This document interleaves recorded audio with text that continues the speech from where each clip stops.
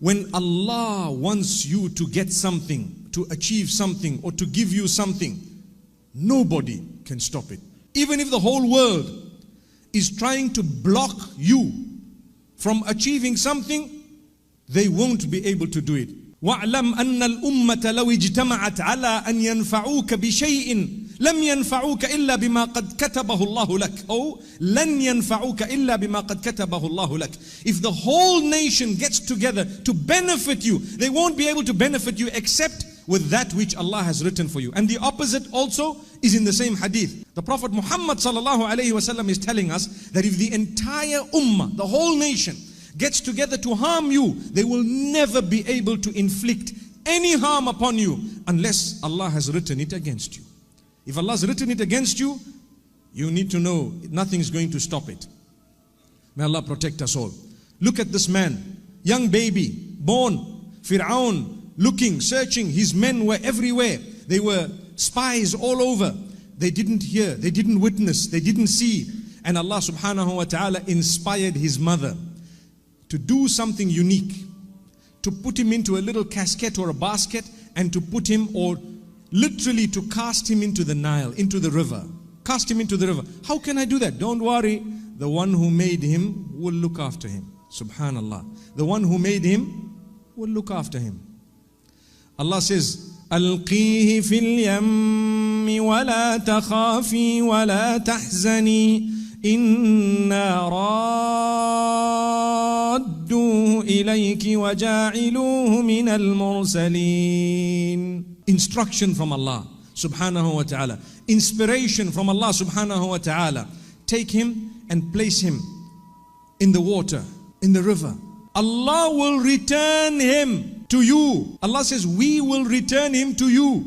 Subhanallah. And we will make him from amongst those who is sent. We will make him a messenger.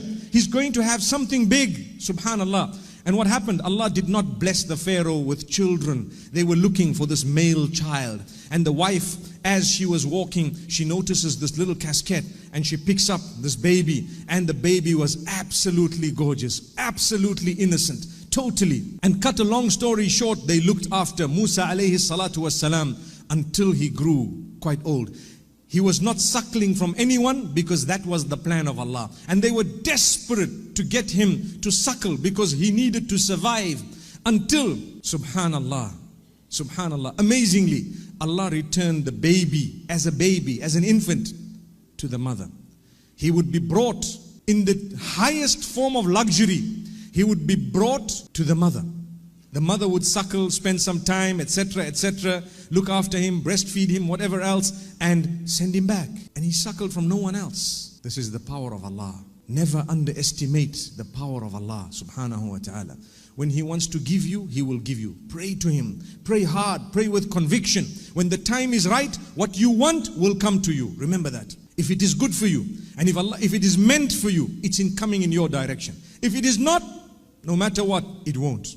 So Allah subhanahu wa ta'ala says, فَرَدَدْنَاهُ إِلَىٰ أُمِّهِ كَيْ تَقَرَّ عَيْنُهَا وَلَا تَحْزَنْ. We returned him to his mother in order for her eyes to be cooled and for her not to be saddened.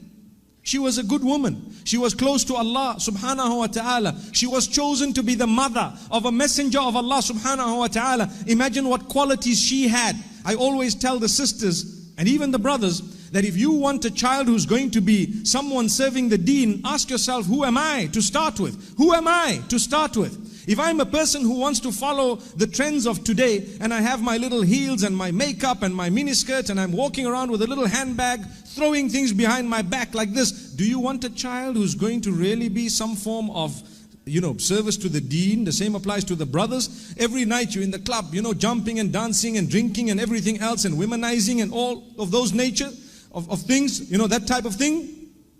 And then you say, oh Allah, make my child a big, sheikh who's going to be spreading the deen. Subhanallah, subhanallah.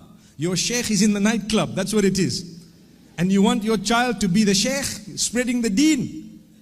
Allah can do it, but You need to repent. You need to turn back. It's never too late. My brothers and sisters, we turn to Allah. We turn to Allah subhanahu wa ta'ala. It's not too late. We're breathing.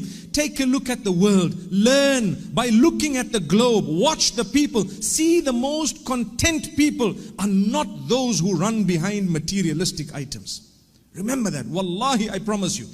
Yes, you might look at glamour, you might look at popularity, you might look at someone who the world looks at as, wow, a superhero, someone who's a movie star. In real life, they are depressed, they are struggling, they have addiction sometimes to various things, even drugs. They suffer with problems, they are bipolar. Look at so many of these pop stars popping one after the other, pop, pop, pop, pop. Have you seen that? That's why they're called pop stars.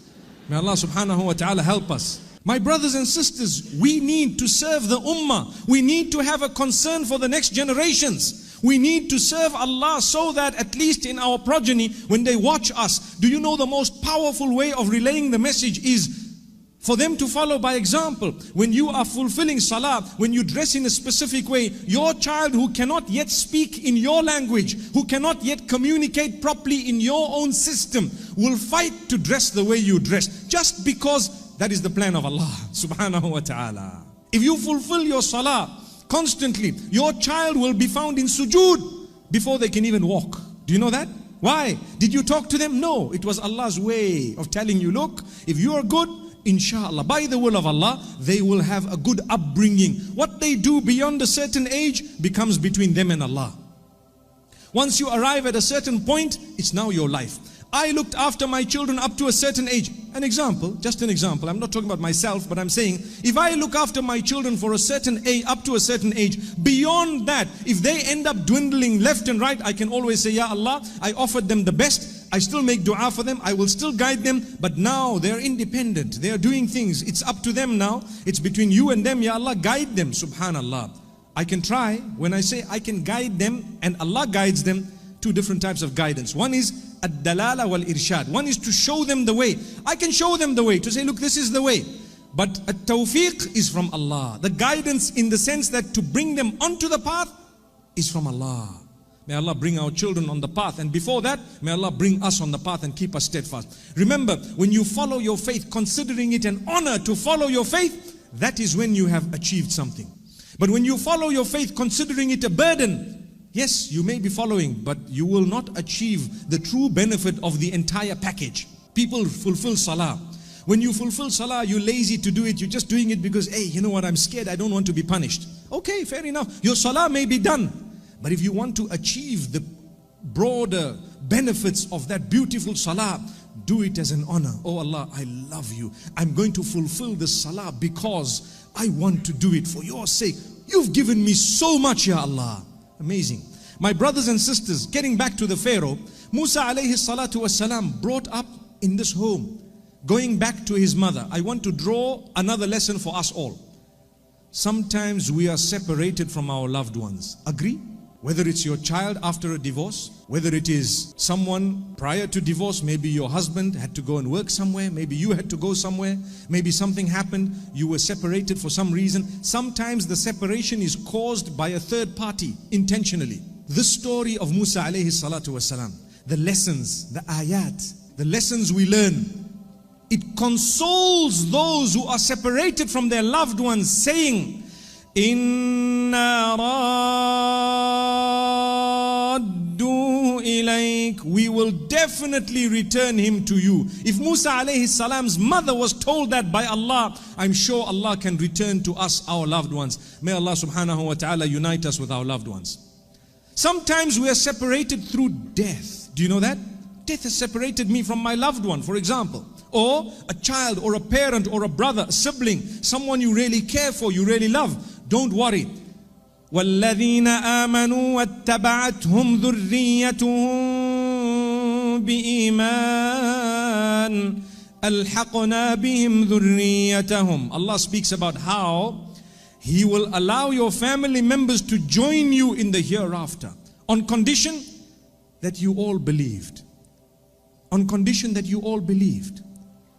You need to try to earn the pleasure of Allah. You did it, Your children did it, you tried your best. Allah says, we will gather you together. Don't worry. You're going to be united. When you lose a loved one through death, it's not the end of the path. By the will of Allah, you will meet them again very soon, a matter of time. May Allah subhanahu wa ta'ala grant that to us, and may we meet them in a better place, not in a worse place. May Allah subhanahu wa ta'ala forgive us.